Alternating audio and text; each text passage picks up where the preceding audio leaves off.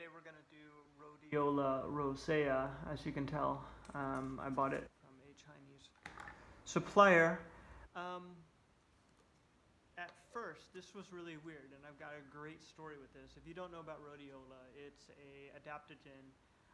There's a little bit of story history behind it. Soviet pilots, I think they were having them use it for fatigue, anti-fatigue in the 60s, running like combat missions like overnight or extended hours or something like that.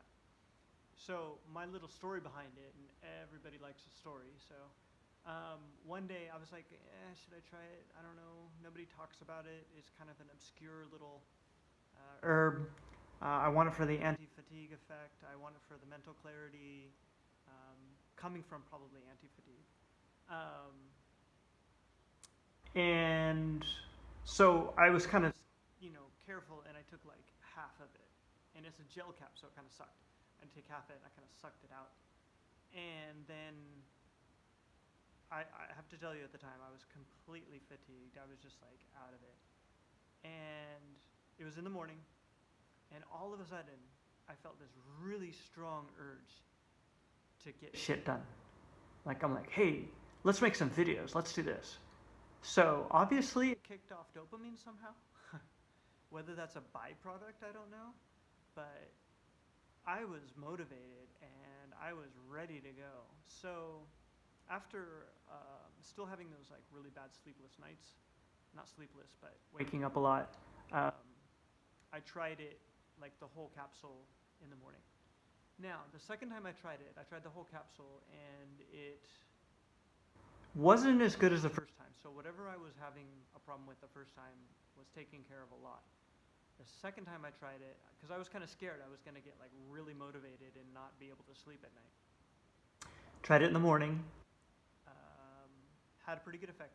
Fatigue just goes away. So if like you have really bad sleep problems and you wake up just really tired, rhodiola might be for you. So again, obviously check all the drawbacks and stuff.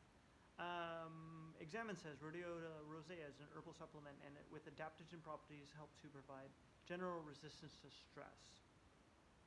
General resistance. So, although its mechanisms of action are not completely understood, it is clear that rhodiola increases resilience to stress at both the cellular and systemic levels, which might not be very useful for most of us because we don't really know what that means exactly. It's an anti-fatigue. Rosavin and salidroside are the two bioactive components. Root powder extracts with 1 to 5% salidrosides. It's antidepressant, maybe antidepressant, anti-inflammatory, antioxidant as well. Stress and fatigue. Increased mental performance, especially under stressful conditions. Extensive track record for efficacy with medicinal use going back centuries. Promote healing, stress, and increased sense of well-being. Dry mouth dizziness. It might, in vitro, it interacts with liver enzymes. So be careful if you're taking it like warfarin, or there's like a lot of stuff that goes on like P450. Phase 1 enzymes or whatever, so you got to be careful about that.